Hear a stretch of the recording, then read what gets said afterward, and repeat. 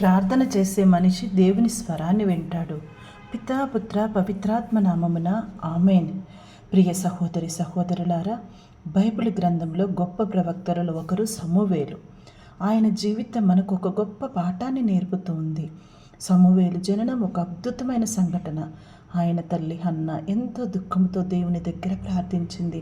కన్నీళ్లతో చేసిన ఆమె ప్రార్థన దేవుడు ఆలకించాడు. ఆమెకు ఒక కుమారుని ఇచ్చాడు. అందుకే సమూవేలు అని పేరు పెట్టారు.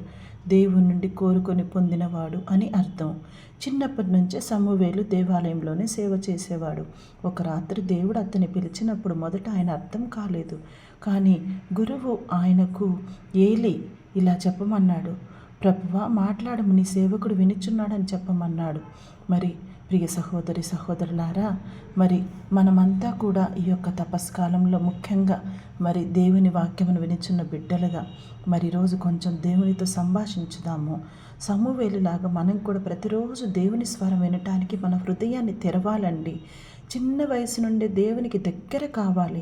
సమూవేలు చిన్నప్పటి నుంచే దేవాలయంలో దేవునికి సేవ చేశాడు.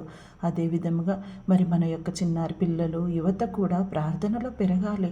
చిన్నప్పటి నుంచే దేవాలయమునకు రావాలి, దేవుని స్వరమును వినాలి, దేవుని యొక్క పూజా బలి కార్యక్రమంలో పాల్గొని దేవుని గురించి అధికంగా తెలుసుకోవాలి. ప్రార్థనలో వినటం కూడా ముఖ్యం. మనం దేవునితో మాట్లాడటమే కాదు, ఆయన చెప్పే మార్గాన్ని కూడా వినాలి. ప్రార్థన మన జీవితాన్ని మారుస్తుంది.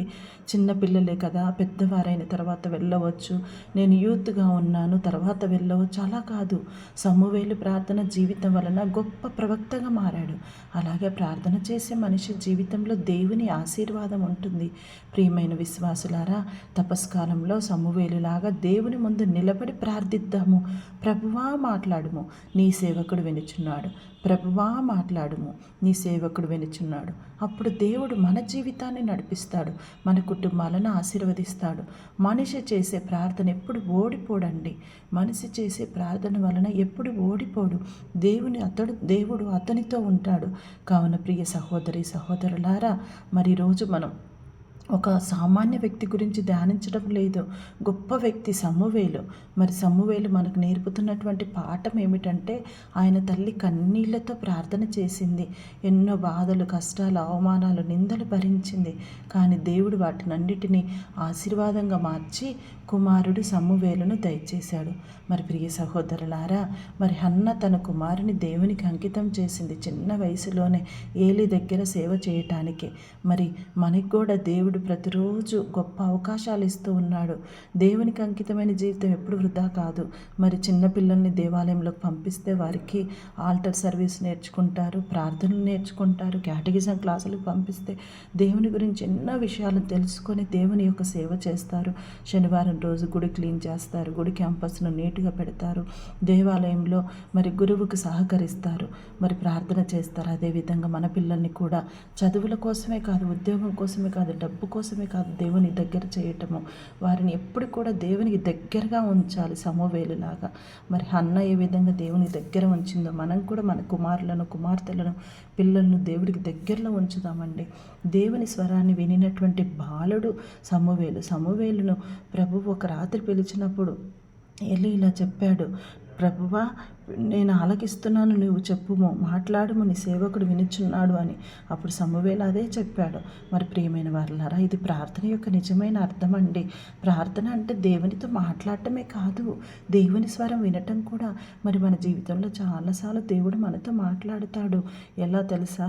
పవిత్ర గ్రంథం ద్వారా, మన మనసాక్షి ద్వారా, ప్రార్థనలో నిశ్శబ్దం ద్వారా. కొద్ది సమయాన్ని మనం మన యొక్క మొబైల్ని స్విచ్ ఆఫ్ చేయటము, సైలెంట్ మోడ్లో పెట్టుకోవటము, అనవసరంగా ఈ యొక్క రీల్స్ చూడటం కంటే పవిత్ర గ్రంథం తెరిచి చదవటం మంచిది. మన మనసాక్షిని కొంచెం పరిశీలించుకోవాలి, సైలెంట్గా ఉండాలి. ప్రార్థనలో మొబైల్ తీసుకెళ్తే డిస్టర్బ్ అవుతుంది అనుకుంటే సైలెంట్ మోడ్లో పెట్టాలి, కానీ మనం వినటానికి సమయం కేటాయించము. కావున ప్రియ సహోదరి సహోదరులారా, ప్రార్థనలో నిశ్శబ్దంగా ఉండి మనసాక్షిని కొంచెం పరిశీలించుకొని పవిత్ర గ్రంథాన్ని చదువుదాము. తర్వాత సహోదరి సహోదరులారా, ప్రార్థన చేసే మనిషి నాయకుడు అవుతాడండి, గొప్ప నాయకుడు అవుతాడండి. సమూవేలు పెద్దయ్యాక ఒక గొప్ప ప్రవక్తగా మారాడు. దేవుని మాటలను ప్రజలకు చెప్పాడు. ఇజ్రాయేలు ప్రజలు దేవుని దగ్గరకు తీసుకొని వచ్చారు. ప్రియ సహోదరి సహోదరులారా, అతని గొప్ప శక్తి ఏమిటంటే ప్రార్థన చేసే మనిషి దేవుని చేతిలో ఒక సాధనం అవుతాడు. నిజమేనండి, ఇది మనందరి జీవితంలో మనం గొప్ప సాధనాలుగా మారుతామండి ప్రార్థన చేసినట్లయితే.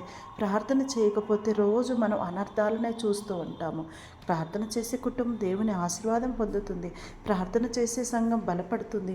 ప్రార్థన చేసే కమ్యూనిటీ ప్రశాంతంగా ఉంటుంది.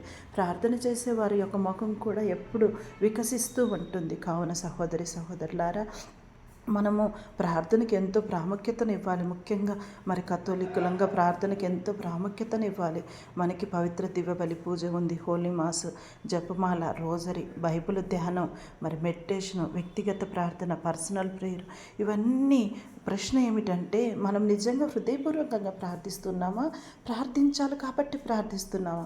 ఒకసారి పరిశీలించుకుందాం. ప్రియ సహోదరులారా, సమూవేలులాగా మనం దేవుని ముందు ఇలా చెప్పాలి: ప్రభువా, మాట్లాడుము, నీ సేవకుడు వినుచున్నాడు. ప్రియ సహోదరులారా, మరి యొక్క తపస్కాలానికి, ఉపవాసానికి మరి యొక్క సమూవేలు మనకిస్తున్నటువంటి సందేశం ఏమిటంటే 3 విషయాలు: ప్రార్థన, ఉపవాసం, దాన ధర్మం. ప్రార్థన దేవునికి దగ్గర కావటం, ఉపవాసం మనసును పరిశుద్ధం చేయటం, దాన ధర్మం ఇతరులను ప్రేమించడం. కావున నా ప్రియ సహోదరులారా, సమూవేలు జీవితం మనకి ఏం చెప్తుందంటే, దేవుని వినే మనిషి జీవితాన్ని దేవుని నడిపిస్తాడు.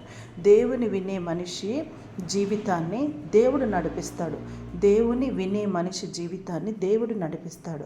కావున నా ప్రియ సహోదరి సహోదరులారా, మరి తపస్కాలంలో నేను అందరం కూడా ప్రయాణం చేస్తూ ఉండగా, ఇప్పుడు మనం ప్రార్థన చేసే మనిషి ఎప్పుడు ఓడిపోడు, దేవుడు అతనితో ఉంటాడని గుర్తుపెట్టుకొని ప్రతిరోజు ప్రార్థన చేద్దాము. మన జీవితంలో కూడా దేవుడు ప్రతిరోజు పిలుస్తూ ఉన్నాడు, కానీ మనం వినటానికి సిద్ధంగా ఉండాలి. నా ప్రియమైన సహోదరి సహోదరులారా.